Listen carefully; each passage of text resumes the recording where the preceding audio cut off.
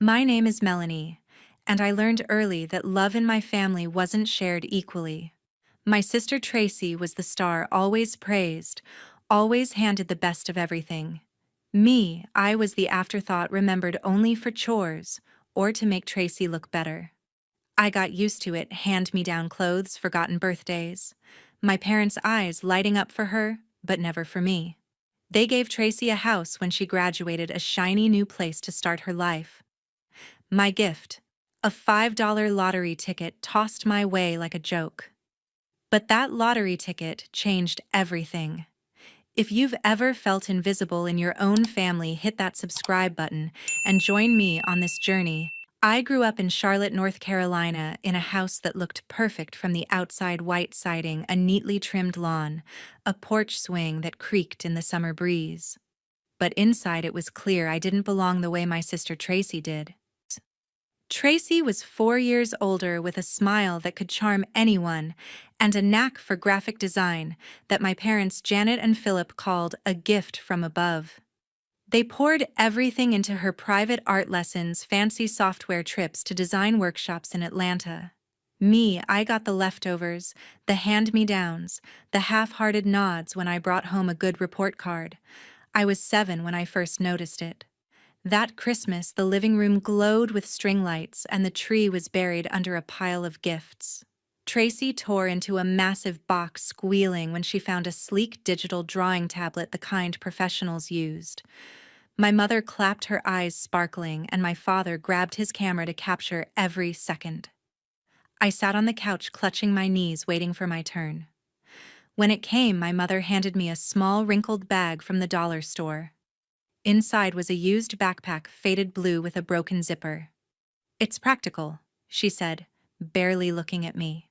"Tracy needs tools for her future."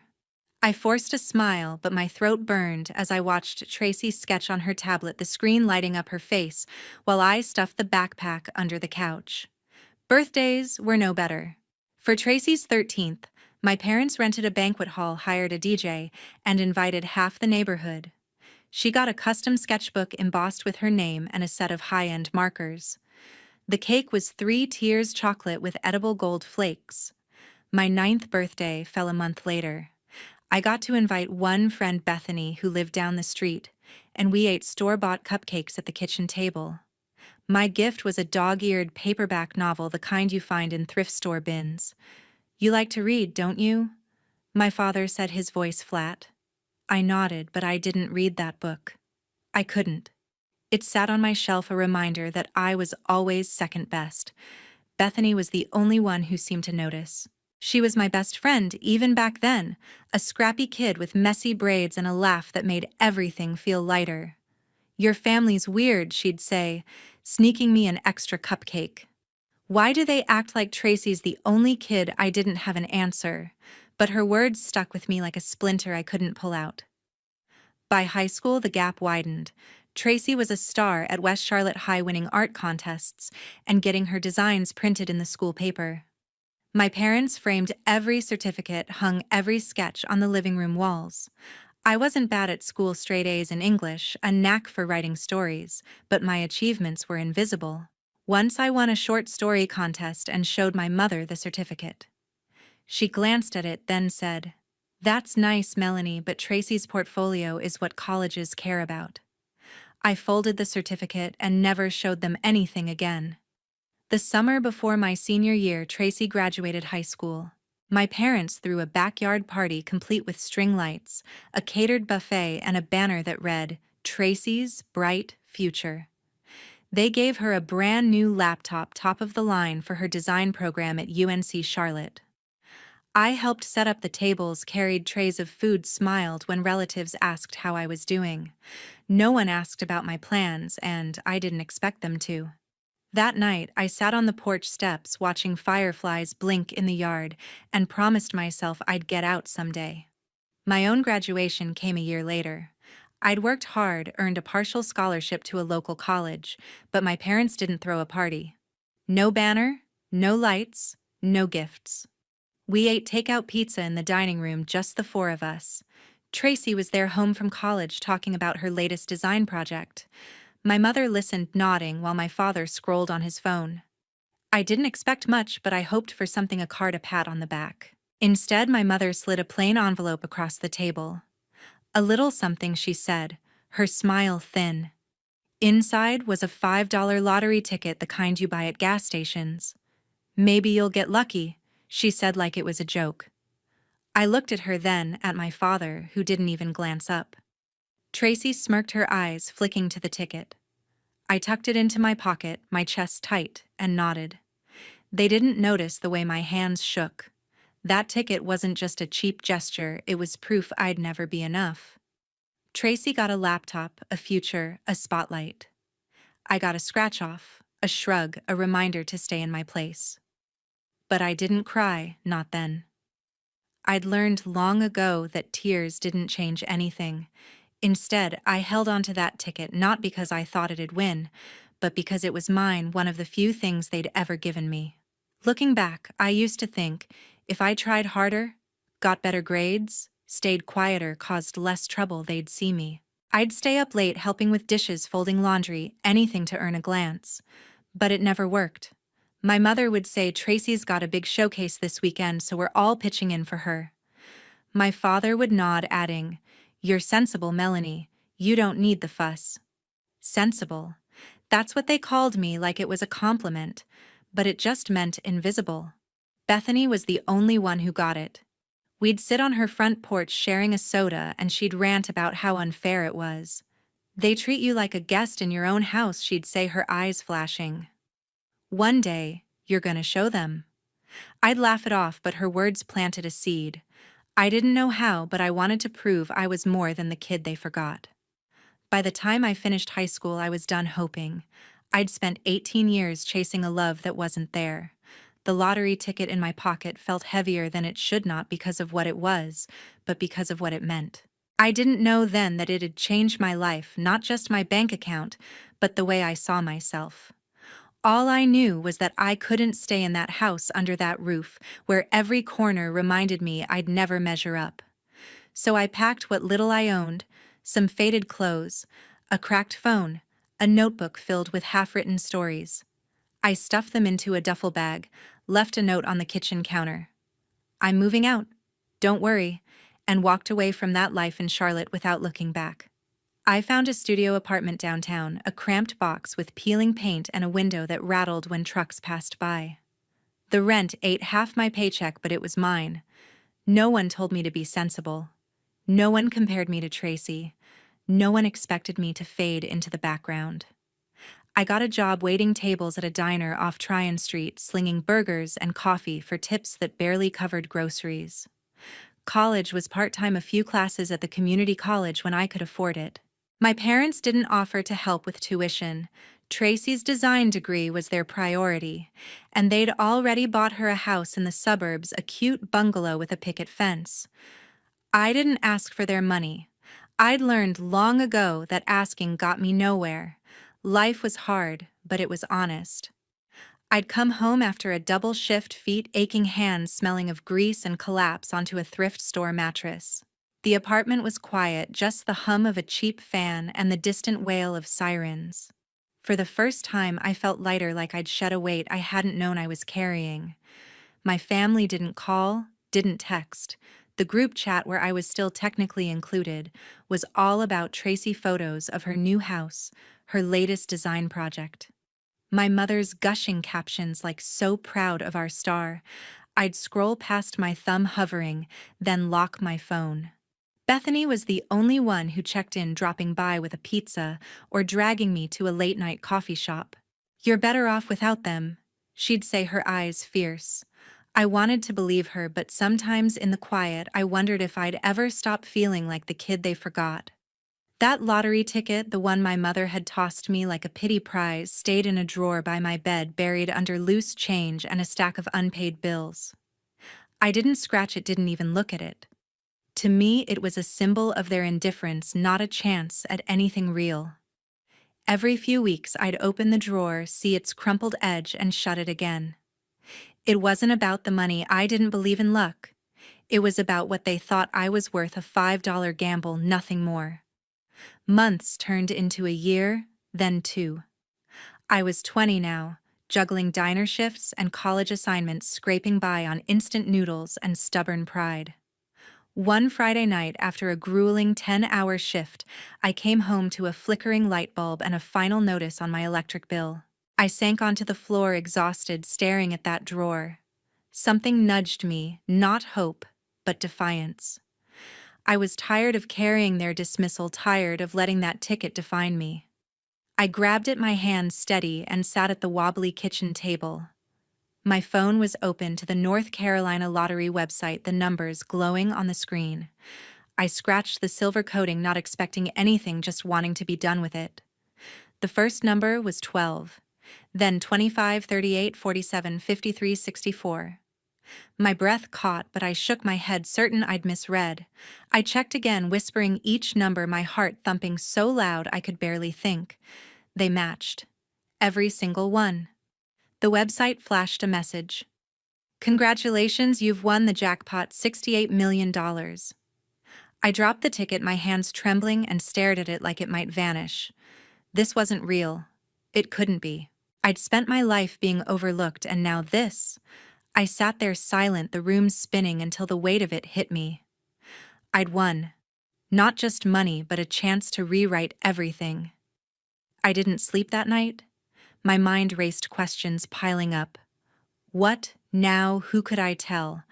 My family would have been the last people I'd call. They'd never asked how I was, never cared if I was scraping by. If they knew, they'd come crawling, hands out, like I owed them. Bethany was the only one I considered, but even with her, I hesitated. This was too big, too fragile. By morning, I'd made a decision. I'd keep it secret, at least until I knew what to do. I opened my laptop, searched what to do if you win the lottery, and found a financial advice site. The first tip was clear: don't tell anyone. Hire a financial advisor you trust. I spent days researching, reading reviews, checking credentials. I settled on Sharon Wheeler, a financial advisor with 30 years of experience, based in a sleek office tower in Uptown Charlotte. I was nervous, my palms sweaty as I booked the appointment, but something about her profile, calm, no nonsense, felt right. The day of the meeting, I wore my best dress, a simple black one I'd bought on clearance, and arrived 20 minutes early. Sharon's office smelled of coffee and leather, with soft jazz playing in the background. She greeted me with a firm handshake, her gray eyes sharp but kind. "Melanie," she said, sitting across from me, "this is a life changer, but it's not a fairy tale. Let's make it work for you." For 3 hours, we mapped out a plan. I wouldn't claim the prize under my name, and LLC would keep my identity private. Sharon brought in a tax attorney and an investment specialist, a team that moved like they'd done this 100 times. They explained taxes, fees, the works. After everything, I'd get $42 million wired to a secure account under the LLC. I signed the paperwork, my hand steady, but my heart racing. A week later, the money landed, a number so big it didn't feel real. I stared at the bank statement on Sharon's computer, my old life of diner tips and overdue bills fading like a bad dream. I started small.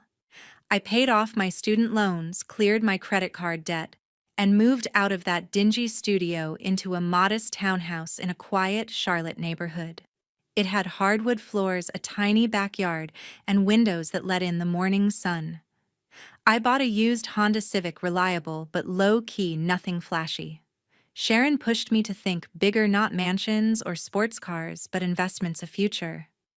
I enrolled in a graphic novel course, something I'd always wanted to try, but never had the time or money for. It felt strange having choices, not just scraping by.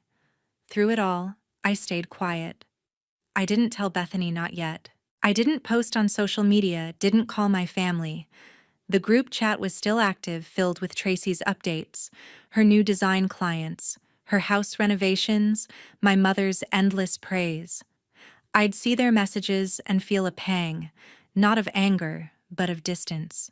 They didn't know I'd left that old Melanie behind, the one who waited for their approval. That lottery ticket, once a symbol of their neglect, had become something else, a key to a life I'd build on my own terms. I kept my job at the diner for a few weeks, not because I needed the tips, but because I wasn't ready to let go of the old Melanie, the one who'd fought for every dollar. The regulars noticed a change, though. "You're smiling more," one guy said, sliding his empty coffee cup across the counter. I shrugged, but he was right. For the first time, I wasn't carrying the weight of my family's indifference. I quit the diner a month later, leaving a thank you note and $100 tip for the cook, who'd always saved me a slice of pie. It felt like closing a chapter 1 written in grease stains and late-night shifts. With Sharon's advice, I enrolled in a graphic novel course at a local art institute. I'd always loved stories, writing them in high school, sketching characters in the margins of my notebooks, but my parents had called it a waste of time, not like Tracy's real design talent. Now I had the freedom to try. The classes were small, filled with people who talked about panels and inking like it was their whole world. I'd sit in the back sketching, losing myself in worlds I created. It was the first time I felt like I was building something for me, not to prove a point to anyone else. I stayed off social media, kept my life private. My townhouse was registered under the LLC Sharon set up my car. A used Honda Civic didn't scream money. I didn't tell anyone about the win, not even Bethany. She'd been my rock, the one who'd seen me through the worst. But this secret felt too big, like it could change even the best things. We still hung out, grabbing coffee or watching bad movies at her place. "You seem different," she said one night, sprawled on her couch with a bowl of popcorn. "Like you're not stressed all the time." I laughed it off, said the diner was just slow, but her words made me nervous. I wasn't ready for questions, not yet. My family was another story. The group chat, where I was still a ghost, kept buzzing with Tracy's updates. Photos of her renovated bungalow, her latest graphic design gig.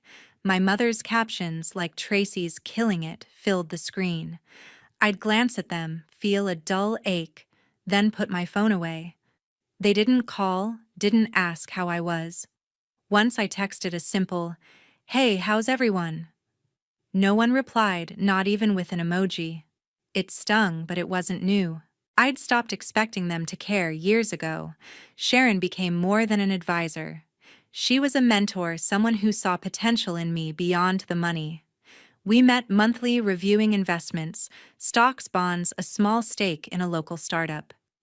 "You're not just rich," she'd say, her voice firm. "You're building a legacy." I started to believe her. I bought a few nice things, a leather journal, a decent laptop for my graphic novel work. I planted lavender in my backyard, a nod to the dreams I'd buried as a kid. Every morning, I'd sit on the porch with coffee, watching the sunrise, and feel a peace I'd never known in that old house with my parents. But secrets like mine don't stay buried. It started with Bethany, of all people. She'd come over to my townhouse one Saturday, her eyes wide as she took in the hardwood floors and the view of the oak-lined street. "Mel, this place is gorgeous," she said, running her hand over the kitchen counter. "How are you affording this on a diner paycheck?" I mumbled something about savings and a side gig, but she didn't push. I thought that was the end of it. A week later, she was at a bar with some coworkers chatting about me, nothing malicious, just proud. "Melanie's got this amazing new place," she said, according to a friend who overheard. "She's doing better than any of us."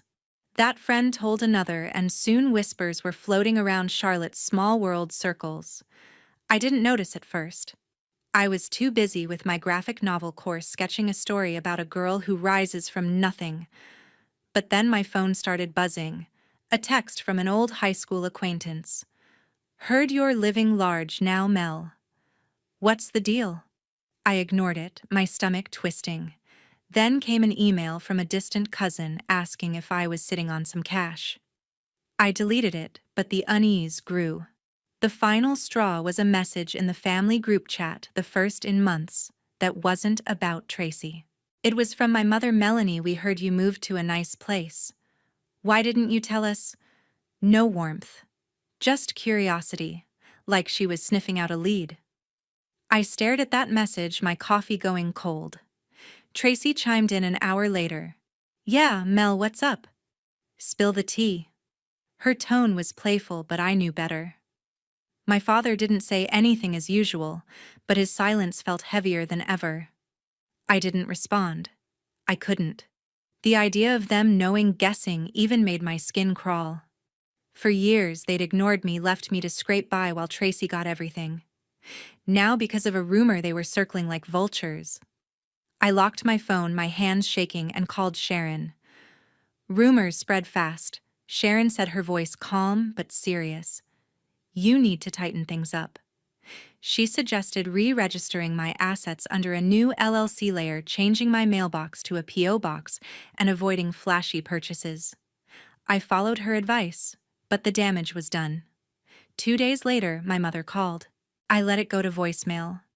Her voice syrupy through the speaker. Sweetheart, I just want to catch up. It's been so long. I didn't call back. Tracy texted next, casual, like we were buddies. Hey, saw you're doing well. Wanna grab lunch? I left it on red. Bethany came over that weekend, apologetic. I didn't mean to start anything, she said, her face flushed. I was just bragging about you. I hugged her, told her it wasn't her fault, but inside I was reeling. The life I'd built, quiet, mine was slipping. My family's sudden interest wasn't about love, it was about what they thought they could get. I'd seen it before in the way they'd fawned over Tracy's every win, expecting her to reflect their glory. Now they saw me as a ticket, not a daughter or a sister. That night, I sat in my townhouse, the lavender scent from the backyard drifting through the open window. I opened my laptop, stared at the graphic novel I'd been working on. The main character, a girl with no name, was starting to take shape, strong, unbroken, free. I wanted to be her, but my family's messages kept buzzing in my mind like flies I couldn't swat away. I didn't know what they'd do next, but I knew one thing: I wasn't the Melanie they'd ignored anymore. Whatever they wanted, they'd have to face the woman I'd become. A week later, my mother called again, her voice bright through the voicemail. We're having dinner this Sunday, Melanie. Just the family. We'd love to see you. I stared at the phone, my thumb hovering over delete. Part of me wanted to stay away to keep the peace I'd built in my quiet Charlotte townhouse. But another part, the part that remembered every forgotten birthday, every cheap gift, wanted answers. Why now? What did they really want? I texted back, short and simple. I'll be there. I wasn't sure why I agreed, but I needed to face them to see if they'd changed or if I'd just been fooling myself all along. Sunday evening, I drove to the old house in Charlotte, the one with the white siding and the creaky porch swing.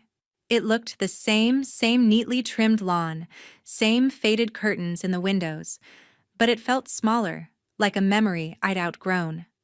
I wore a plain sweater and jeans, nothing flashy, my used Honda Civic parked out front.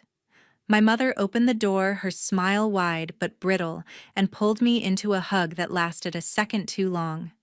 You look good, she said, her eyes scanning me like she was searching for clues. My father gave a curt nod, his face half hidden behind a newspaper. Tracy was already at the table, her hair pulled back, her smile practiced. Hey, Mel, she said, like we'd just seen each other yesterday. Dinner was a performance. My mother served roasted chicken and mashed potatoes, the kind of meal she'd make for special occasions, but the air was thick with unspoken expectations. Tracy dominated the conversation, talking about her graphic design gigs, her plans to take things to the next level. My mother nodded along, her eyes gleaming with pride, while my father grunted in agreement. I sat quietly, picking at my food, counting the minutes until the act was over. They didn't ask about my life, not my job, my classes. Nothing. It was like I was a guest, not a daughter, just there to fill a seat. As dessert hit the table, a store-bought pie cut unevenly, my mother cleared her throat, her fork tapping the plate. Melanie, she began, her voice syrupy, we've been talking as a family. I set my glass down, my pulse quickening. Here it was, the reason they'd dragged me back. Tracy's got a big opportunity. She went on, glancing at my sister. She's planning to open her own graphic design studio, a real business. It's a dream come true, but it's expensive, $500,000 to get it off the ground. I stayed silent, my eyes flicking to Tracy. She leaned forward, her smile tight.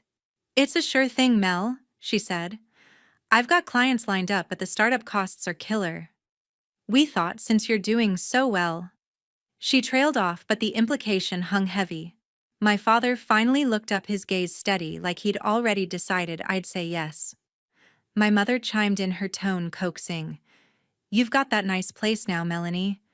We figured you could help out just a little. Family helps family, right?" I leaned back in my chair, my hands steady, but my chest tight. For a moment I was 7 again, clutching a faded backpack while Tracy got her drawing tablet. I was 9, eating cupcakes alone while Tracy's party roared. I was 18, holding a $5 lottery ticket while they gave Tracy a house. The memories flooded back sharp and raw, but this time, I wasn't that girl anymore. I looked at them, my mother's expectant smile, Tracy's calculated charm, my father's silent pressure, and felt something shift. Not anger, but clarity. Family. I said, my voice calm but firm, repeating the word like it was a question. Where was family when I was working double shifts to pay for college? When I lived off instant noodles because no one offered to help? My mother's smile faltered, but I kept going.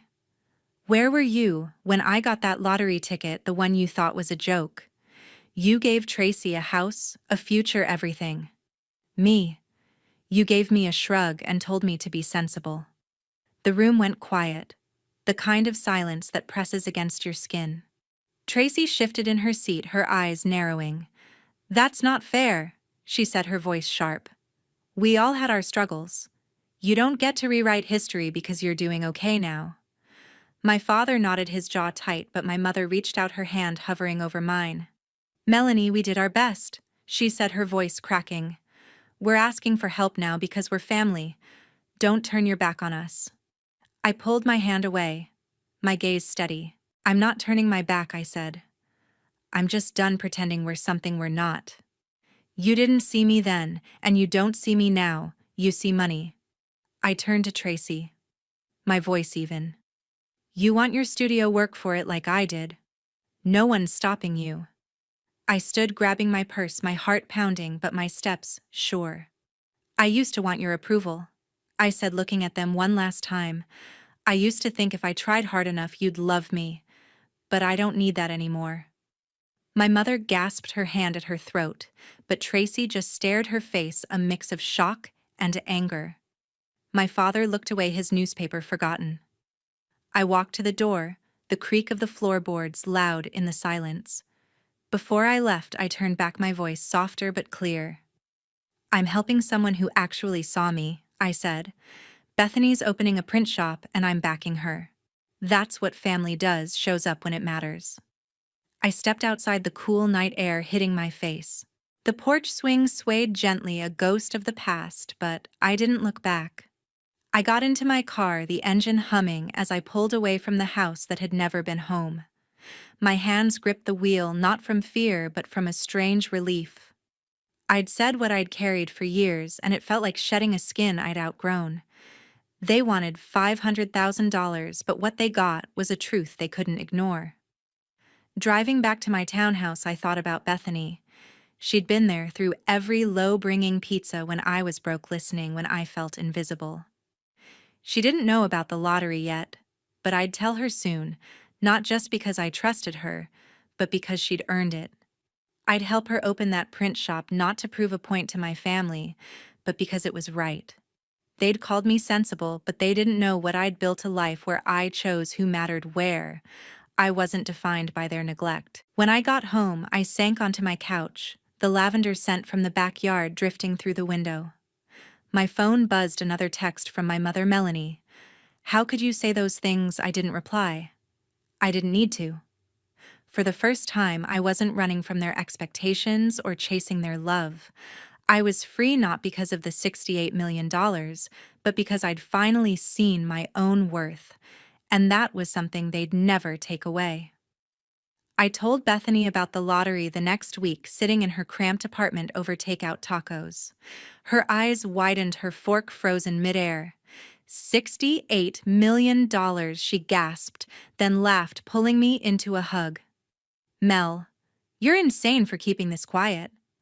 I explained everything, the ticket Sharon, the LLC, and my plan to help her open a print shop. Bethany had been there when I had nothing, sharing her last dollar for coffee when I couldn't afford it. Now I could give her the chance she'd never had. You don't have to, she said, her voice soft, but I shook my head. Your family, I told her, meaning every word. We spent hours sketching out ideas for her shop, a small space downtown where she'd print art for local creators. By spring, I'd quietly funded it $200,000, no strings attached. Watching her sign the lease, her hands shaking with excitement, felt better than any win I'd ever imagined. My own life took shape too. My graphic novel course turned into a passion I hadn't expected. I poured myself into a story about a girl who builds a world from ashes, her strength drawn from scars no one else sees. My instructor saw potential, connected me with a small press in Raleigh. 6 months later, my first graphic novel hit local bookstores. Its cover, a girl standing under a burning sky staring back at me from shop windows. I didn't tell my family. Their approval, once the only thing I'd craved, didn't matter anymore. I was writing for myself, for the readers who'd find something in my pages, not for a house that never saw me. Sharon helped me keep my wealth grounded. We met regularly, not just for investments, real estate, a few tech startups, but for talks about balance, about not letting money define me. You're not the lottery, Melanie, she'd say, her gray eyes steady. You're the choices you make. I took her advice, kept my life simple.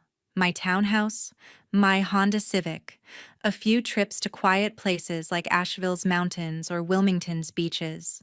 I started painting 2 small canvases of landscapes I'd seen in my travels, hung on my walls next to the lavender I'd planted.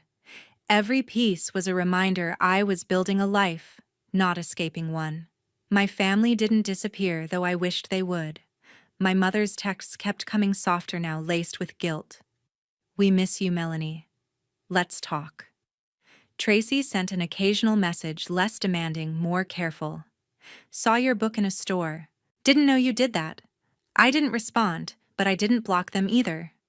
I wanted to see how far they'd go, how long it'd take for them to realize I wasn't coming back to their script. My father sent one email, short and stiff. Your mother's upset. Call her. I archived it untouched. But then, a month after the dinner, a letter arrived, handwritten in my mother's careful script. We made mistakes, it read. I see that now. You're still our daughter. I folded it, tucked it into a drawer with old receipts. It wasn't an apology I trusted, not after years of being invisible. Tracy surprised me most. I heard through a mutual friend she'd started freelancing more, taking on smaller clients to fund her own studio. She didn't ask me for money again, didn't mention the $500,000 they'd wanted. Part of me wondered if my words at that dinner had sunk in, if she was finally stepping out of the spotlight my parents had built for her. I didn't reach out. I wasn't ready to forgive, not when the scars of their neglect still lingered, faint but real. I kept my distance, meeting my family only at holidays, Thanksgiving, Christmas, where I'd show up for an hour exchange, polite words, and leave before the old patterns could creep back. I'd smile at my mother's cautious hugs, nod at my father's gruff hellos, trade small talk with Tracy about her work. But I didn't stay long. My real life was elsewhere, in the pages I drew, the mornings I spent sipping coffee on my porch, the evenings laughing with Bethany at her new shop. She'd named it Ink Haven, a nod to the art we both loved. Watching her hang the sign, her face glowing with pride, I felt a warmth I'd never known in that old Charlotte house. One crisp fall day, I drove to a comic convention in Durham, my graphic novel featured in the indie artist section. The convention hall buzzed with people, their voices blending with the hum of excitement. I stood at my booth, my book stacked neatly beside me, watching strangers flip through its pages. A teenage girl, maybe 16, lingered longer than most. This story, she said, clutching a copy. It's like you get what it's like to feel unseen. I smiled, my chest tight with quiet joy. I do, I said simply, signing her book. No one took photos, No one clapped. But that moment, her words, her eyes meant more than any praise my family could have offered. After the convention, I stopped at a cafe nearby, my leather journal open on the table. I sketched a new character, a woman who'd learned to stand tall without needing anyone's light, but her own. My phone sat silent. No texts from my mother or Tracy, and I was okay with that. I'd spent years chasing their love, believing I was less because they gave me less. But now, with $68 million and a life I'd built from scratch, I knew the truth. My worth wasn't tied to their approval. It was in the stories I told the people I lifted up, the peace I'd found. My family had given me a $5 lottery ticket thinking it was nothing. But that ticket and the choices I made after showed me who I was, a woman who didn't need their validation to shine. Tracy might keep designing, my mother might keep writing letters, my father might keep his silence, but I was done waiting for them to see me. I saw myself, and that was enough. Months later, I took a trip to Savannah, staying in a small inn by the river. I walked cobblestone streets, watched fireflies dance at dusk, and wrote new stories in my journal. My life wasn't loud or flashy, but it was full of mornings painting afternoons, helping Bethany at her shop evenings, dreaming up worlds no one could take away. I'd learned to set boundaries, to choose who got to share my space. My family was part of my past, but they didn't define my future. I'd taught them a lesson, not with anger, but with the life I lived, the one I'd built with my own hands.